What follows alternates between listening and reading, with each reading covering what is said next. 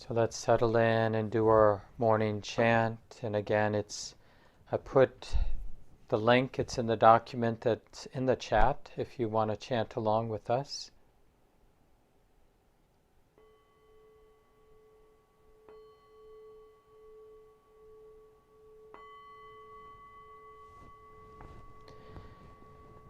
Now let us make the four boundless qualities shine forth. I will abide, pervading one quarter, with a mind imbued with loving kindness. Likewise the second, likewise the third, likewise the fourth, so above and below, around and everywhere, and to all as to myself, I will abide, pervading the all-encompassing world, with a mind imbued with loving kindness, abundant, exalted, immeasurable, without hostility and without ill will. I will abide, pervading one quarter, with a mind imbued with compassion, likewise the second, likewise the third, likewise the fourth, so above and below, around and everywhere, and to all as to myself, I will abide, pervading the all-encompassing world, with a mind imbued with compassion, abundant, exalted, immeasurable, without hostility and without ill will.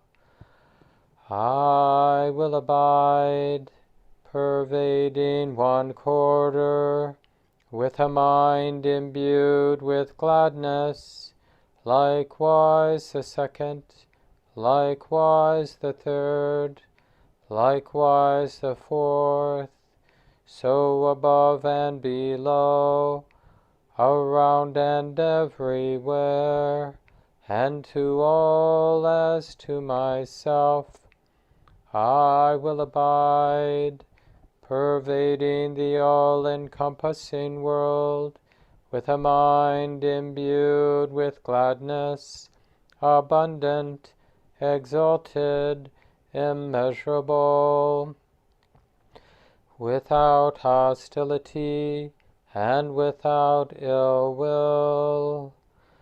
I will abide, pervading one quarter, with a mind imbued with equanimity, likewise the second, likewise the third, likewise the fourth, so above and below, around and everywhere, and to all as to myself, I will abide, pervading the all-encompassing world, with a mind imbued with equanimity, abundant, exalted, immeasurable, without hostility and without ill will.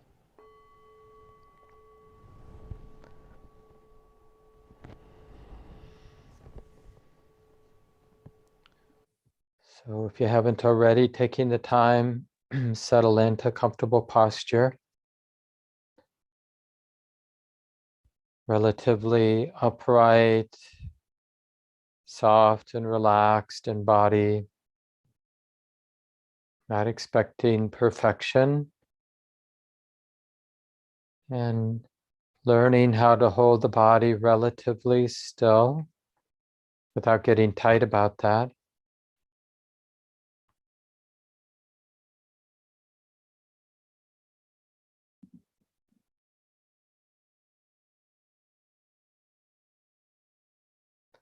There's a basic premise underlining the Buddha's teachings.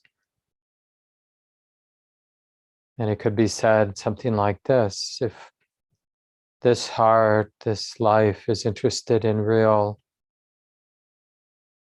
healing, peace, the peace of non-attachment, the peace of non-grasping, non-reactivity, then the path of practice is to practice being peaceful with the conditions that are here and now. And in fact, that's actually doable. We can train the heart to be interested in how it's relating right now to the experiences that are being felt and being known.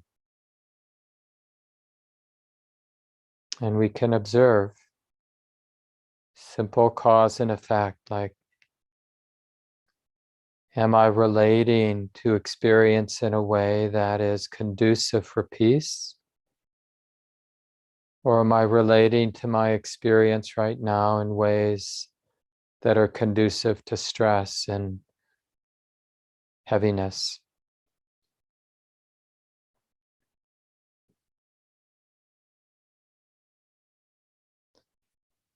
And so there's an incentive in every moment to be interested. Am I relating in ways that are conducive to stress or in ways that are conducive to release?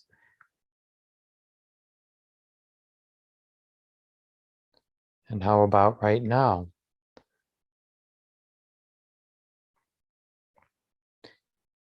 And even if we don't know how to relate in non-stressful ways, how to relate in ways that are peaceful, we can learn simply by observing cause and effect.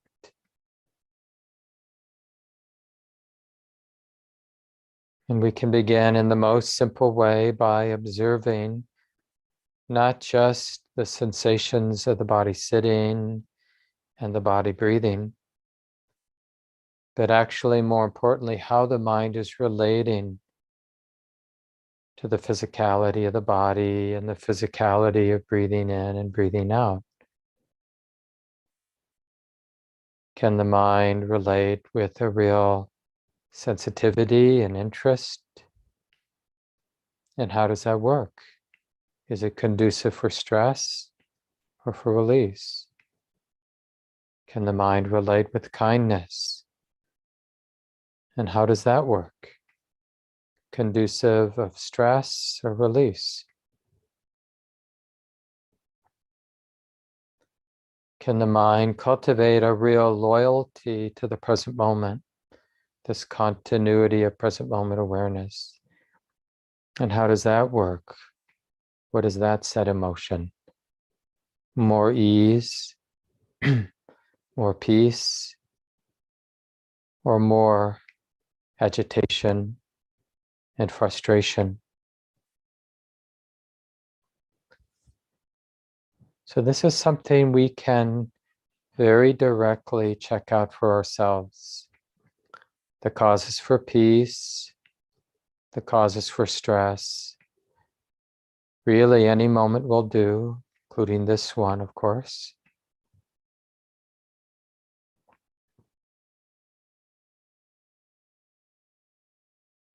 And it's often best, and you may need to do this many times during the sit, just to reestablish this confidence and appreciation in the possibility of being peaceful here and now.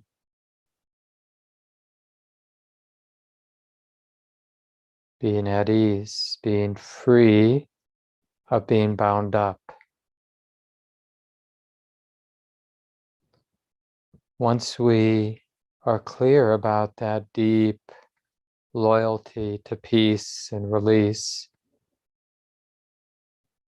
then it's easier to stay attentive in a wise way to the kind of seeds, the kind of tendencies we're reinforcing seeds we're planting, and how we're relating to experience in the moment. And you can always even ask, is the way the mind's relating now setting in motion peace or stress?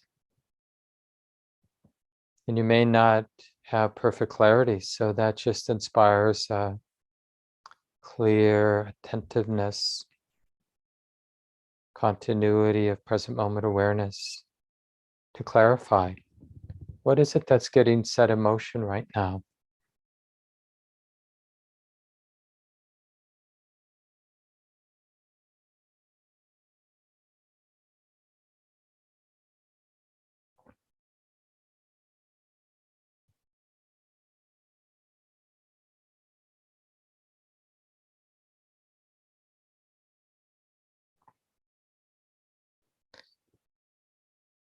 And one more time, just to be clear, we can't evaluate the skillfulness or unskillfulness of our practice based on whether it's pleasant right now for us or really unpleasant.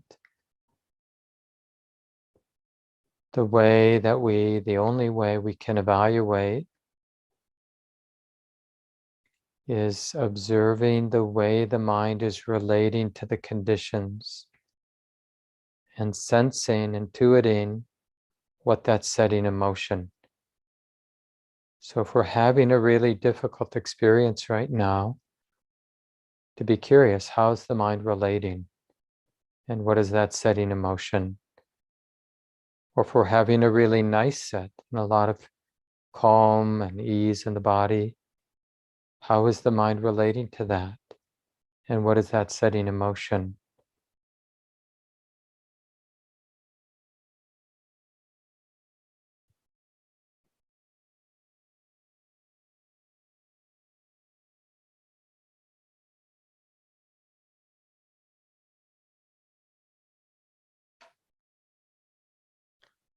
In a way, the Buddha might say something like, wise attention, this capacity to be sensitive and clearly aware, tracking the present moment with clear awareness, that this is our best friend, our most trustworthy friend. And all of our trustworthy external friends, these other people in our lives, they're good friends if they model this wise attention and inspire us to be present in this way, wisely discerning if the way I'm relating right now is helpful or not. Because the particular experience I'm experiencing right now, well, that's already here in a way that's already been determined by past causes. So the only thing in play right now is how the mind is going to relate with wisdom and kindness or with ignorance and reactivity. And right there is the point of practice. Noticing how the mind is relating and deepening one's understanding about what is skillful and what is unskillful, and being deeply loyal to what we're learning about what's skillful and unskillful. And this is how we cultivate independence in the practice. So let's continue now in silence for the rest of the sit.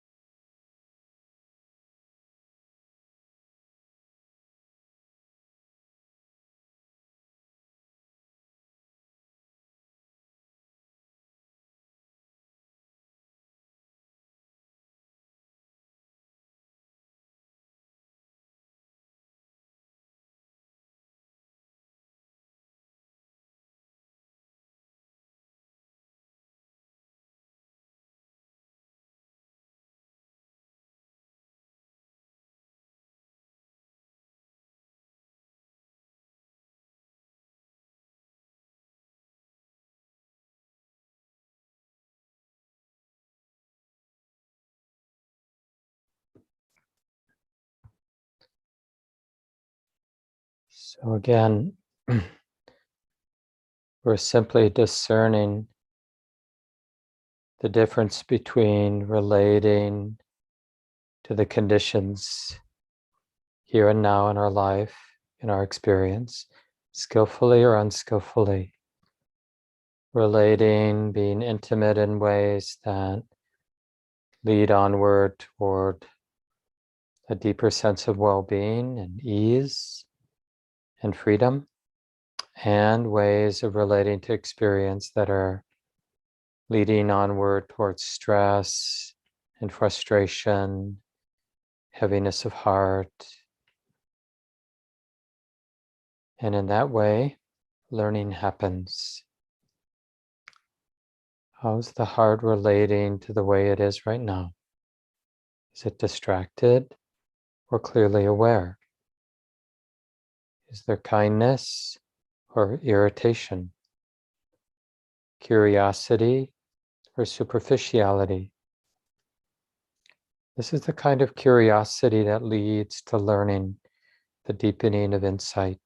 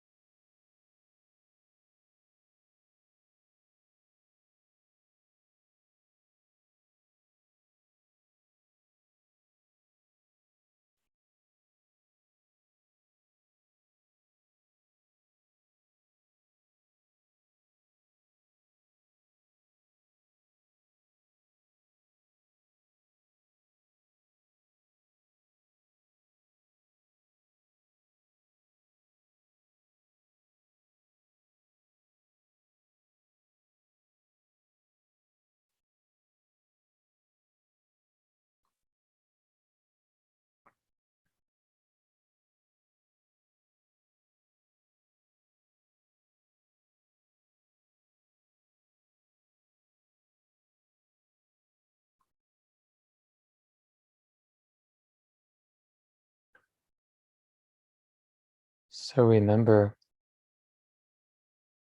we're learning to become independent in our practice. So that means that right now, if the mind's interested, right now we can learn directly here the way to be showing up, the way to be here, that is skillful, that is conducive of peace and happiness. And we can also learn the way of relating that's not helpful, that is conducive of stress and unhappiness. And that is very empowering. We can't control how the experience is right now because the particular conditions of our body, of the moment, that those conditions are arising out of the past. But how we relate right now, we can learn the difference between relating skillfully, showing up with wisdom, and relating unskillfully, showing up with irritation and reactivity and ignorance.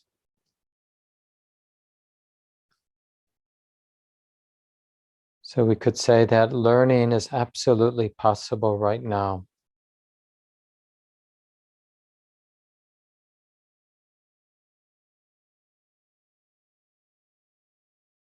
We learn from our so-called mistakes and our so-called successes.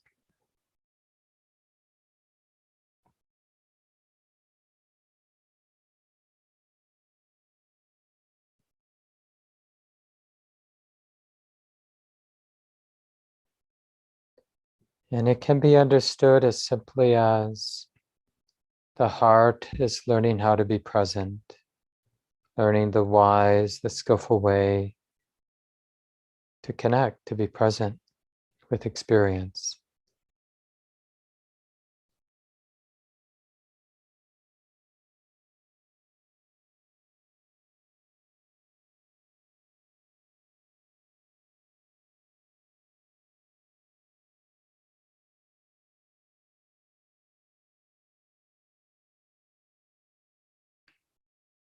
And the Buddha says, come and see, or check it out, right here in our own experience.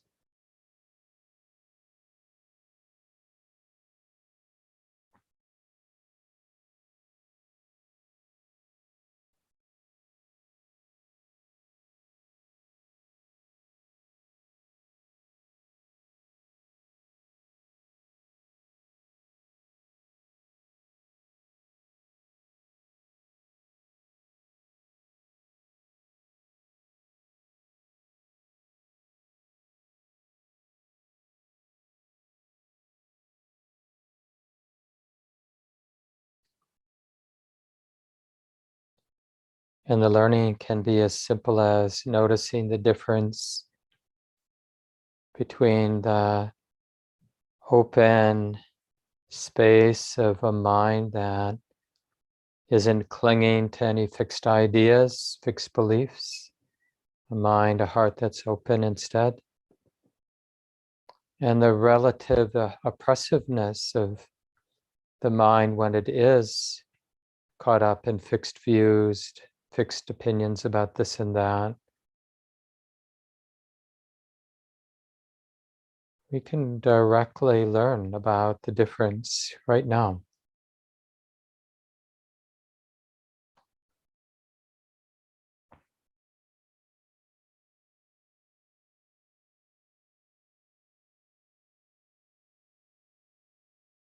Is the mind in need of any fixed view? Can they be abandoned? And what is that experience? What remains when the mind drops fixed ideas or holds strongly to opinion? What's left? Not even bothering to define one's experience in the moment.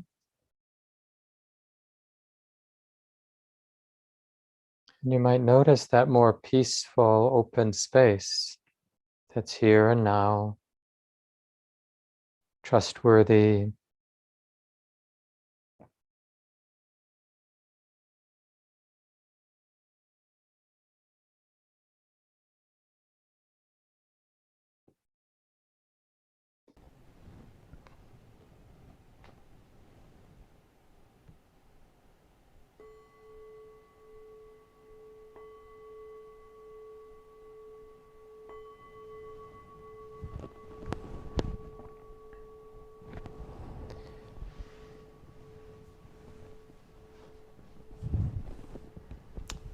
Welcome everyone, and thank you for coming this morning.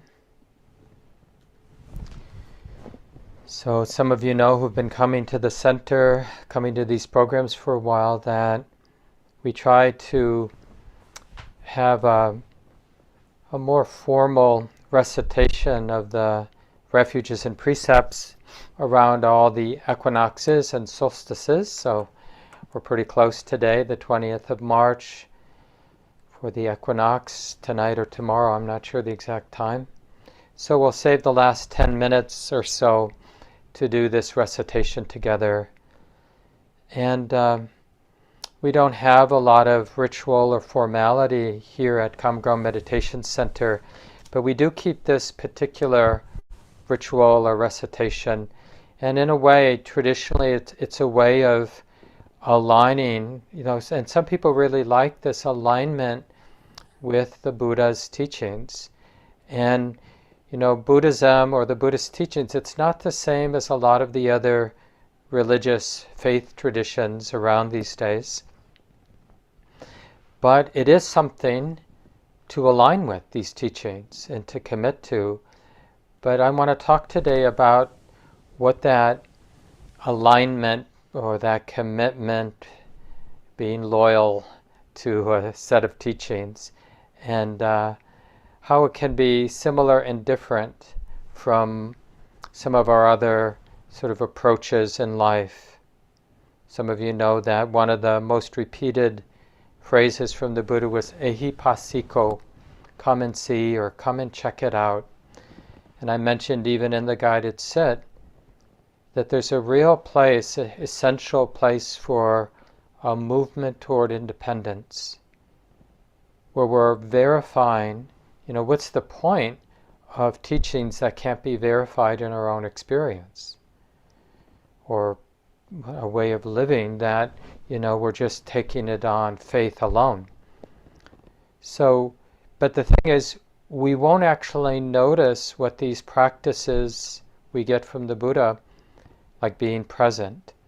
We won't notice the value unless we do them, So this is the thing, we have to actually check it out.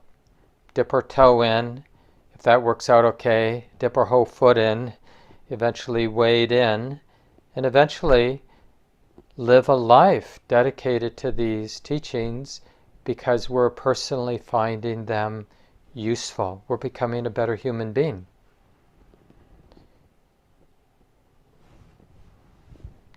And it's good to remember that there are risks to any kind of commitment. And the risk to making a commitment, like to a set of practices, sitting every day, doing a little study every week, deepening our understanding, cultivating mindfulness throughout the day, right? The danger to commitment is that we get attached to the idea. And then we, feel like we got to defend the idea. We get identified and attached to the idea of being a Buddhist, for example. And, even within Buddhism, there are different lineages, different schools of Buddhism, and is my school bigger than your school and better than your school? It's endless. But that only arises when the mind is clinging to some idea. But that's a danger in commitment. It's hard to commit to a way of practicing without sort of creating some identity around the idea of the practice. But that clinging to the idea isn't helpful.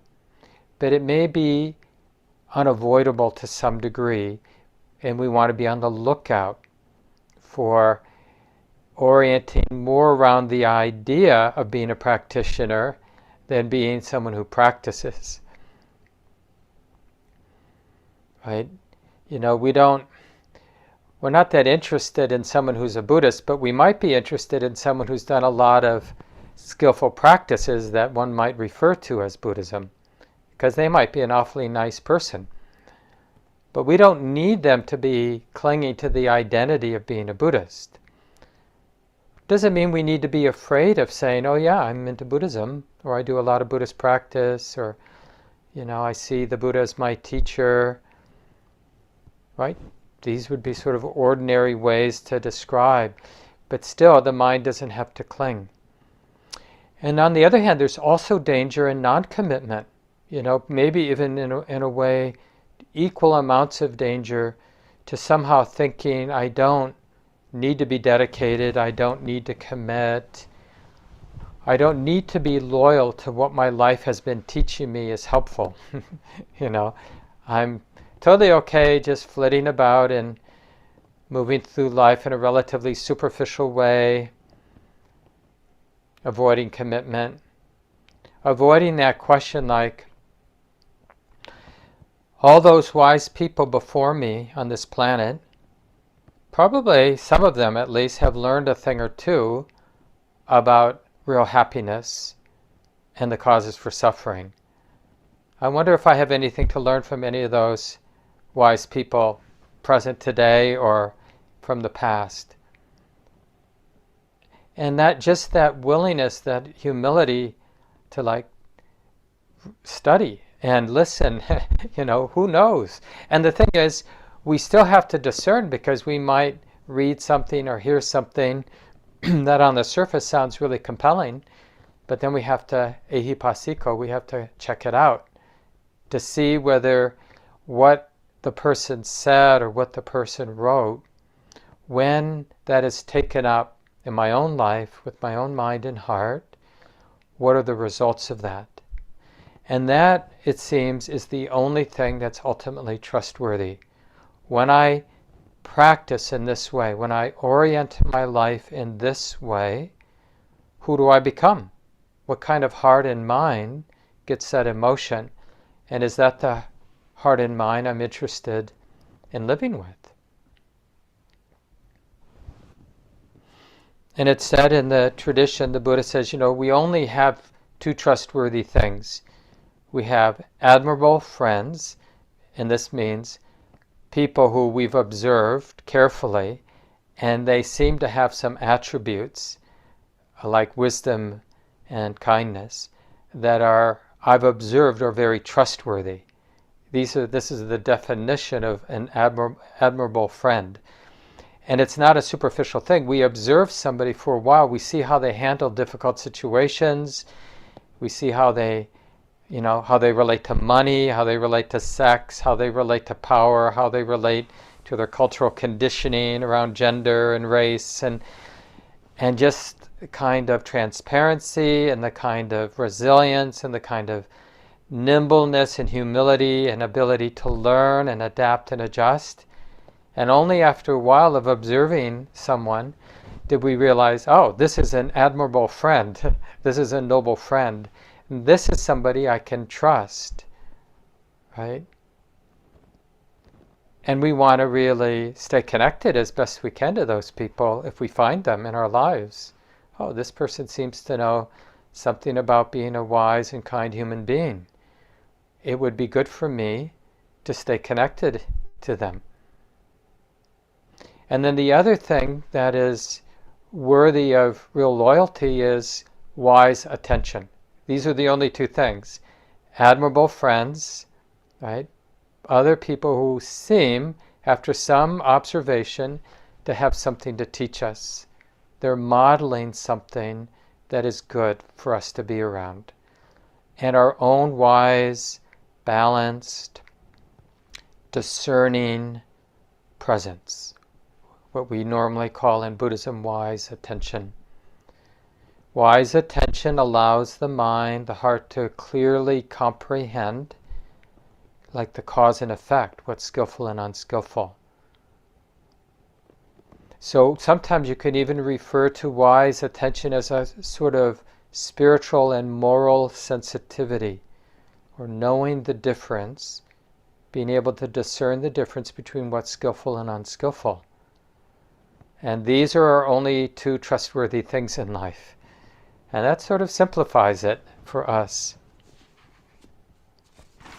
And the other, and the Buddha says, he talks about this in a very famous sutta where he's talking to the Kalama people, a group or a village in India, northern India at the time. And they said to the Buddha, about all the spiritual teachers that come through town, they say, and I'm just quoting from the sutta here, they expound and glorify their own doctrines, but as for the doctrines of others, they deprecate them, disparage them, show contempt for them, and pull them into pieces. So they leave us absolutely uncertain and in doubt which of these venerable contemplatives, spiritual teachers, are speaking the truth and which ones are lying. And here's what the Buddha said to them. He totally understood their predicament. Of course you are uncertain. Of course you're in doubt. When there are reasons for doubt, uncertainty is born. So in this case, Kalamas, the people of Kalama, don't go by reports, don't go by legends, by traditions, by scripture, by logical conjecture, by inference, by analogies, by agreement through pondering views, by probability, or by thought. This contemplative is our teacher. But when you know for yourselves that these qualities are unskillful, these qualities are blameworthy, these qualities are criticized by the observant, these qualities when adopted and carried out lead to harm and to suffering, then you should abandon them. And then he goes on and he just says, like for example, you've observed, right, greed in your mind, greed in the mind of those around you. Well, what does that lead to? How about hate and anger? How about superficiality and distractedness and delusion? Right? You can see, like, wise people don't praise ignorance. They don't praise greed, and they don't praise hate. And our own experience shows us. So we have to we want to be able to listen to what people who seem to be worthy of our respect say, but we have to check it out for ourselves.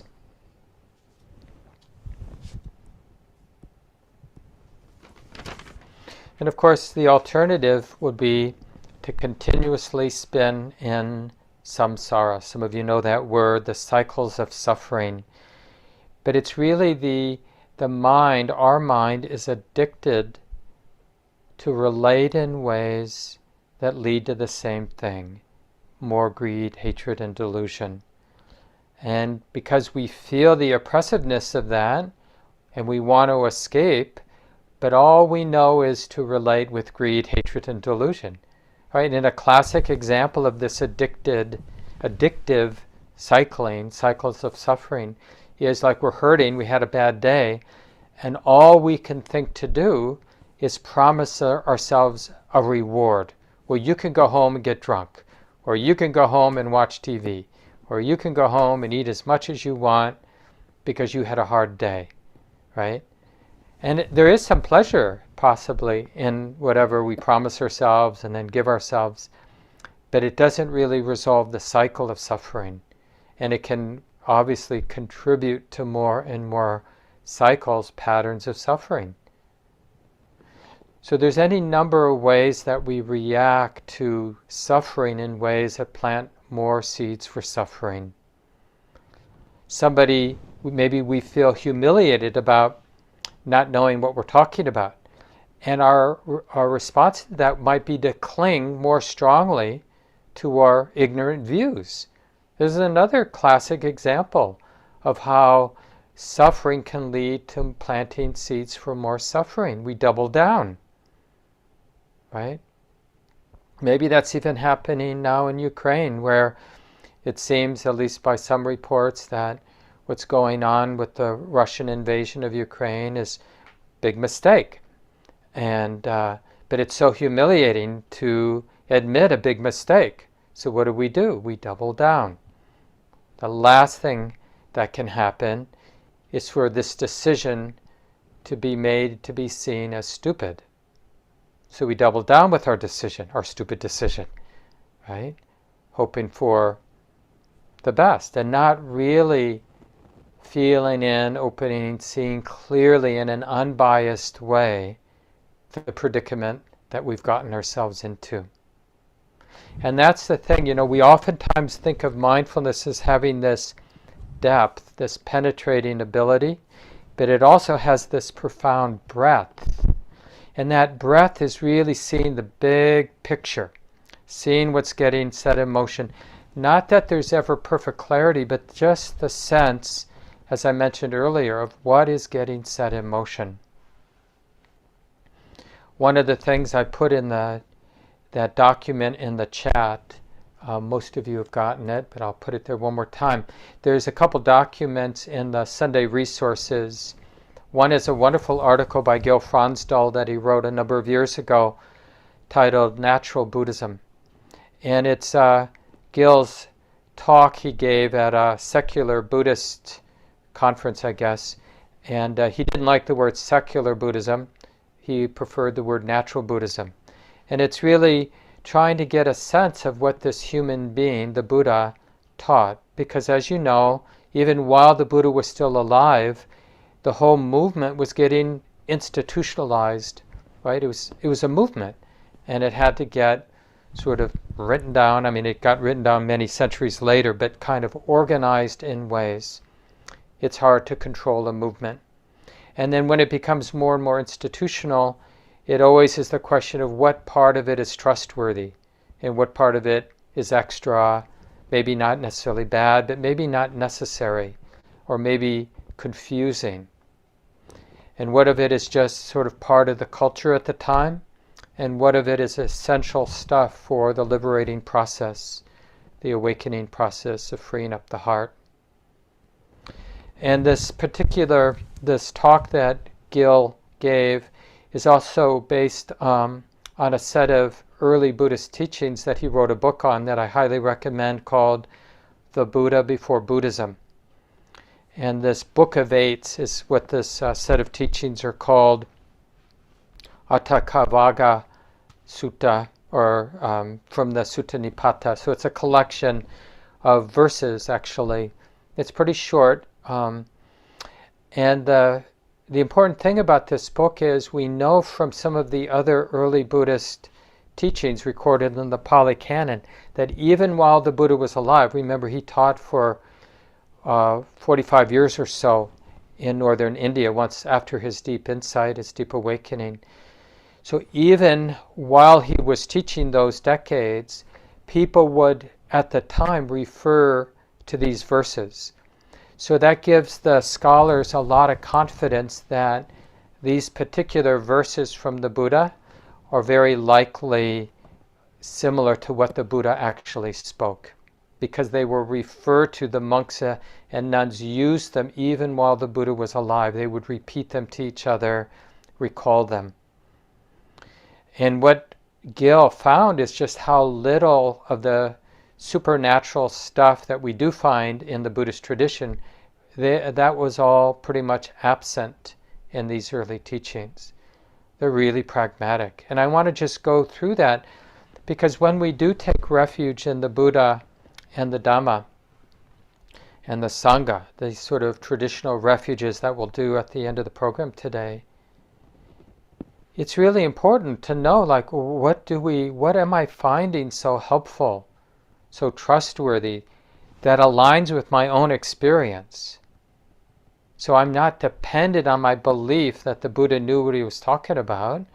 I'm seeing directly, not everything that the Buddha said, but I'm beginning to see some of the things the Buddha said actually are true of my own experience. So I'm becoming, in those things at least, independent. I don't need, even at this point, to know the Buddha said it, because I see it in my own heart and my own life. Oh yeah, being stingy is not a cause for happiness. Being generous is a cause for happiness, right? We can have confidence. It's great that the Buddha said that, but we don't need it to be dependent on the Buddha. Now, when the Buddha talks about Nibbana, we might need to borrow some confidence. Well, maybe there is this unconditioned, unshakable release. Maybe I don't know exactly what the Buddha means by that yet. So some things we do can verify directly in our experience, and some things remain yet unverified. And that's why we're a practitioner, right? Where somebody is like, okay, a lot of what the Buddha said seems very trustworthy, seems to align with my experience. Some of what he says, some of the deeper stuff he says, I'm not so sure yet if I know what he's talking about, but I'm interested. And just getting in the vicinity of some of these insights the Buddhist teachings point to, that just like a contact high of that peace, of that equanimity, of that beautiful balance that we can touch into, we can sense, and hopefully over time even much more profound, deep insights that make us, as the Buddha would say, independent. Right? We're not dependent on the Buddhist teachings because we're seeing it in our own life.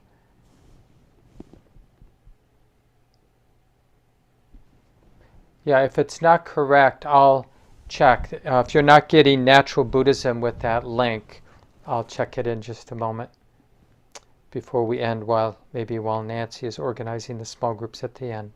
But let me just review some of what one would find if you read that Book of Eights, if you study some of the early Buddhist teachings. What do we find the Buddha saying? And I'm so appreciative of Gil, who's not only an excellent meditation teacher, Dharma teacher, but he's also a very skilled academic, and has his PhD in Buddhist studies from Stanford, and can do his own translations and his own research into these early teachings. And the way Gil summarizes this particular collection is that the Buddha in these sections is talking about the letting go of fixed views. That this is something that is central. And talking about the nature of a sage. Like, what is someone who is wise? Right? Someone who is wise is someone who's able to be peaceful with experience. And then the third attribute is that the training to become a sage, to become a wise human being, you practice.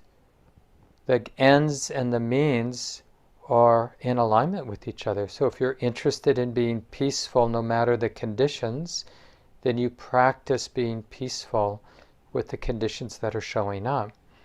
And that's really the definition of a sage, a wise person, someone who's peaceful with conditions. One who sees and knows the causes for stress and the causes for release, and one who's peaceful with conditions. And then the training is someone who practices being peaceful with conditions. And that really helps us. So the whole path the Buddha taught is the personal experience of peace through not clinging, non-attachment. Right? So if someone asks you, why are you interested in the Buddhist teachings, or why are you interested in Buddhist awareness practice, mindfulness practice? And you can say, well, I'm interested in personal peace. And I sense through my own experience that it has something to do with being able to relate to the moment with non-clinging and learning how to abandon all those habits of clinging, of attachment. I just find that really helpful. So it's a nice way to summarize. And then if they ask, well, what did the Buddha teach? You could say, well, there are three things the Buddha taught.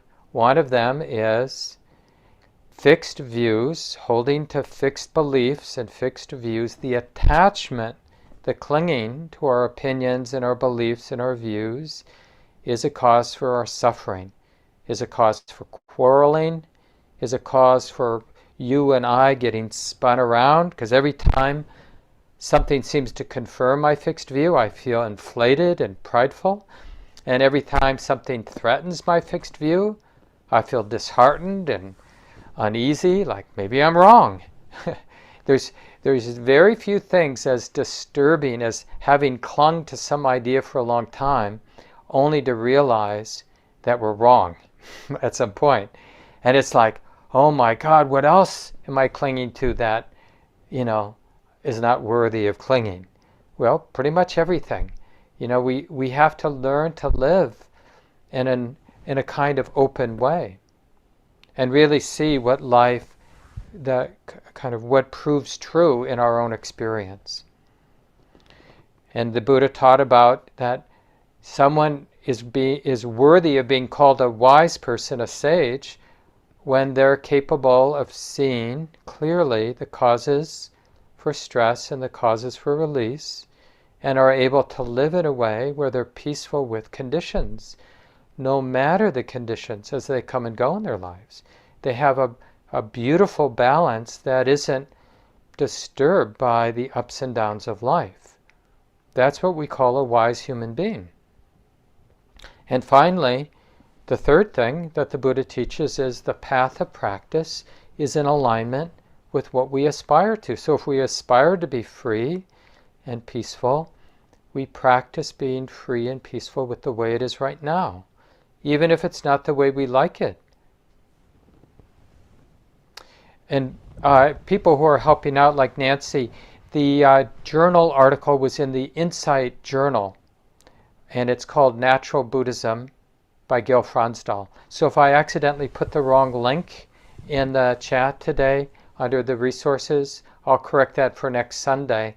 But you can just Google Insight Journal, Natural Buddhism, Gil Fronsdal, and you should be able to find the link because it is publicly available. And the Insight Journal is published by the Berry Center for Buddhist Studies. Mark, I'm going to interrupt here. I did just post the link, and I think it's correct. Great. So you can see Nancy's link. Thanks, Nancy. Great. So with the time we have remaining, if you want to go to the document that I posted, there's the Common Grounds Meditation Center's Refuges and Precept ceremony. And I encourage you to join in or just to listen. And this is something that people inspired by the teachings of the Buddha have done wherever they've been. The Buddhism has now moved everywhere in the world and has been, in places in Asia for so many centuries. And regardless of the culture or the place, they would take the refuges and precepts together. And as I mentioned sometimes, taking refuge in the Buddha, the Dhamma, the Sangha is like Buddhist code for taking refuge in being awake, that means Buddha, to the way it is, that's Dhamma. And Sangha is the wise and compassionate activity that arises when Buddha is intimate with Dhamma. And that's just a way of summarizing what we're doing. We're learning to be present, wide awake, sensitive, with conditions, Dhamma, so we can respond with compassion and skillfulness in our worlds, in our relationships. And then we undertake the 5 training precepts to refrain from harm, basically. So you can open that up. We'll do it in a traditional way using the Pali language. And you can just join me or listen to me doing this together. And this is a way for those of us who've been at it for a while to just appreciate the lineage of humans that have used these teachings to become better humans and to keep the teachings alive for the following generations.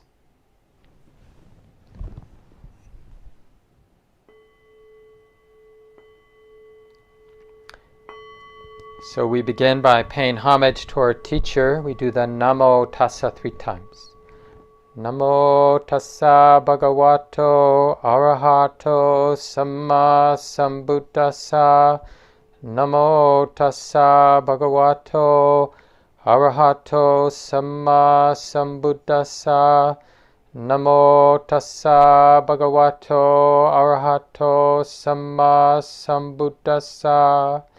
And then we do the refuges 3 times. Buddhang saranang gacchami, Dhammang saranang gacchami, Sanghang saranang gacchami, Dutiyampi Buddhang saranang gacchami, Dutiyampi Dhammang saranang gacchami, Dutiyampi Sanghang saranang gacchami, Tatiyampi Buddhang saranang gacchami, Tatiyampi Dhammang saranang gacchami, Tatiyampi Sanghang saranang gacchami. I take refuge in the Buddha, trusting our inherent capacity to be awake and intimate, the heart free from clinging.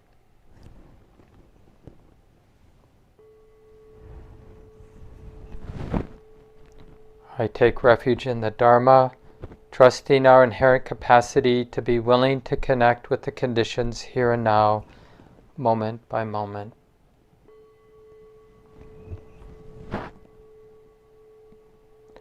I take refuge in the Sangha, trusting our inherent capacity to engage life with the vast space of wisdom and the profound sensitivity and engagement of compassion. So now we'll do the 5 precepts, and these are just training precepts that hopefully inspire us to live without causing harm.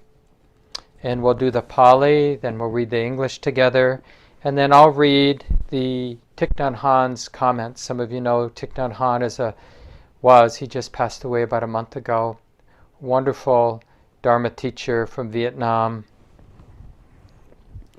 So the first precept, Panati Patta where Ammani Sikapadang Samadhiyami. I undertake the training to refrain from harming living beings. Aware of the suffering caused by the destruction of life, I am committed to cultivating compassion and learning ways to protect the lives of living beings. I am determined not to kill, not to let others kill, and not to condone any act of killing in the world, in my thinking and in my way of life. This is the first of the 5 mindfulness trainings. I vow to study and practice it. So just thinking about what that might look like in your own life, this commitment to non-harming. And then the second, Adina Dana where Ammani Sikapadang Samadhiyami. I undertake the training to refrain from taking that which is not given. Aware of the suffering caused by exploitation, social injustice, stealing, and oppression, I am committed to cultivating loving kindness and learning ways to work for the well-being of all beings. I will practice generosity by sharing my time, energy, material resources with those who are in real need. I am determined not to steal and not to possess anything that should belong to others. I will respect the property of others, but I will prevent others from profiting from human suffering and the suffering of other species on earth. This is the second of the 5 mindfulness trainings. I vow to study and practice it. So again, just take a moment. Let's reflect on this precept of not taking what hasn't been given and what that might look like in our lives.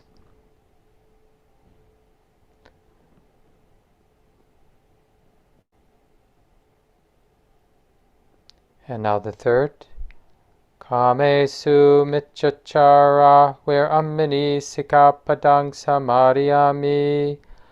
I undertake the training to refrain from causing harm through sexual misconduct.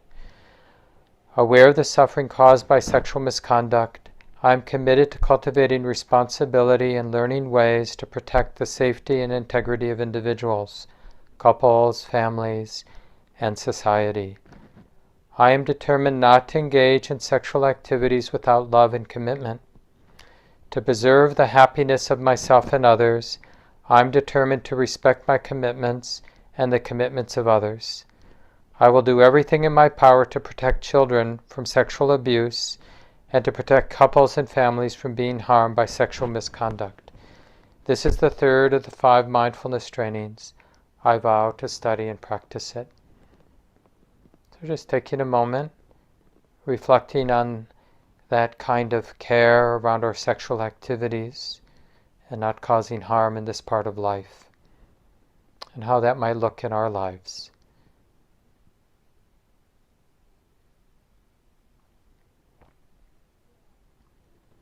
And now the 4th. Musawada, where ammani sikapadang samadhiyami. I undertake the training to refrain from false and harmful speech. Aware of the suffering caused by unmindful speech and the inability to listen to others, I'm committed to cultivating loving speech and deep listening in order to bring joy and happiness to others and relieve others of their suffering. Knowing that words can create happiness or suffering, I'm determined to speak truthfully with words that inspire self-confidence, joy, and hope. I will not spread information that I do not know to be certain, and will not criticize or condemn things of which I am not sure. I will refrain from uttering words with the intention of causing division and discord. I'm determined to make efforts to reconcile and resolve all conflicts, however small. This is the 4th of the 5 mindfulness trainings. I vow to study and practice it. And again, just contemplating, what does wise speech look like in our lives? What would that look like?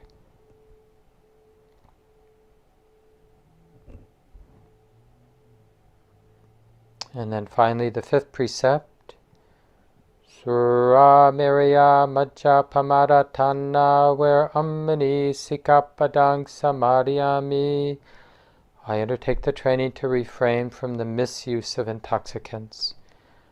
Aware of the suffering caused by unmindful consumption, I am committed to the cultivation of good health, both physical and mental, for myself, my family, and my society, by practicing mindful eating, drinking, and consuming.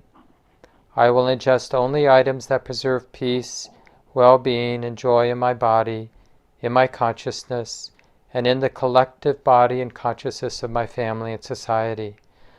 I am determined not to misuse alcohol or any other intoxicant, or to ingest foods or other items that undermine spiritual growth, such as unwholesome TV programs, magazines, books, films, and conversations.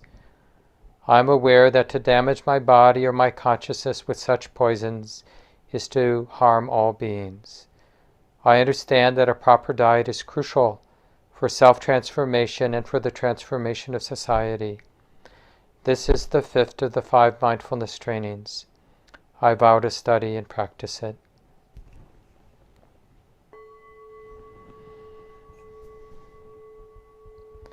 And we take a moment and we cultivate a sense of what that would be like to wisely consume in our world, in our lives, and to refrain from consuming what isn't helpful.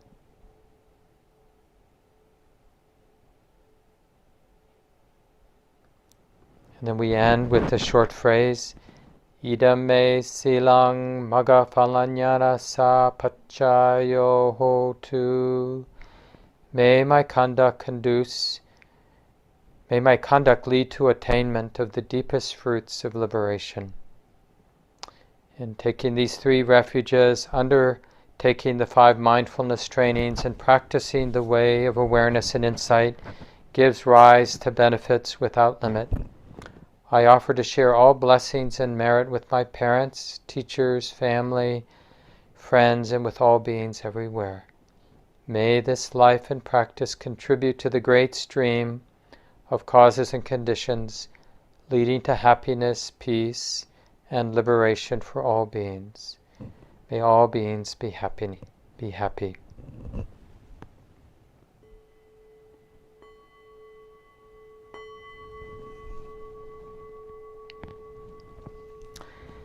And that is the Common Ground Refuge and Precept ceremony. And you can modify it or use it as is. It's, of course, based on a very traditional way of taking the refuges and precepts.